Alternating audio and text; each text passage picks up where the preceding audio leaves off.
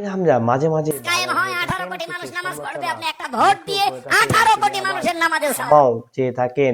ইতিমধ্যে বেশ কয়েকটি কাজের জন্য এই আমির হামজা সবার কাছে ক্ষমাও চেয়েছেন। এর আগে রাশ্মিকা কাপুর একটি কথা বলতে গিয়ে তিনি বেশ সমালোচনার মুখে পড়ে গিয়েছিলেন। যেহেতু বক্তা রাশ্মিকা কাপুর নাম সহ উল্লেখ করেছে, সেহেতু অনেকেই বলছে যে বক্তা হয়ে তাদের নাম মুখস্থ করলো কিভাবে এবং কিভাবে জানলো তিনি এত সুন্দরী।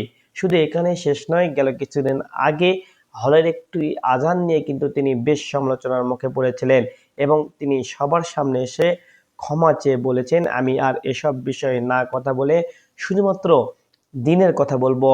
আবারও দিনের কথা বলতে গিয়ে কিন্তু আমির হামজা ফেঁসে গেলেন। তো তিনি একজন জামাতি বক্তা, সেহেতু ওয়াজের ময়দানে গিয়ে ভোটের কথা উল্লেখ করতে গিয়ে তিনি বলেছেন, যদি একটা ভোট দেন তাহলে এই যে 18 কোটি মানুষ যে নামাজ পড়বে, কালাম পড়বে, তার কিন্তু একটা সোয়াবের অংশীদার আপনি হবেন।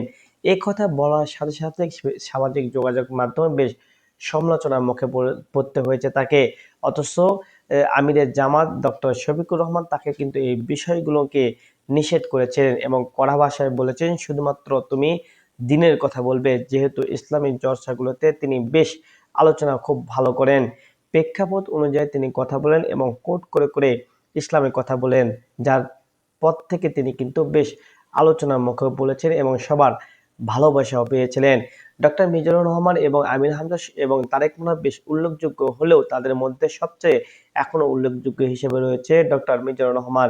কিন্তু সমালোচনার মুখে অনেকবার পড়তে হয়েছে তারেক মোনারকে।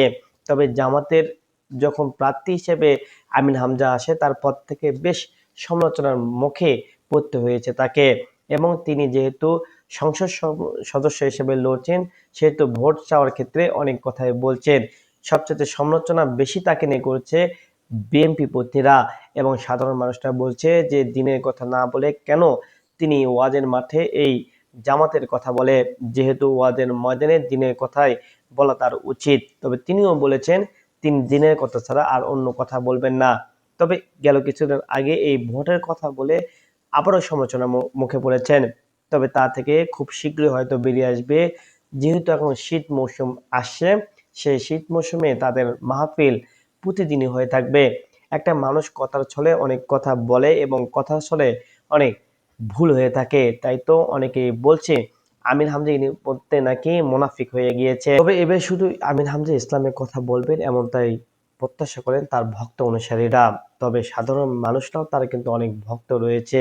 এসব মানুষ বলে এখন শুধু তিনি দিনের কথা বলবেন এমনটাই প্রত্যাশা করছেন তারা। তবে সময়ই বলে দেবে আমির হামজা সত্যিকার অর্থে কতটা পরিবর্তন হতে পেরেছে।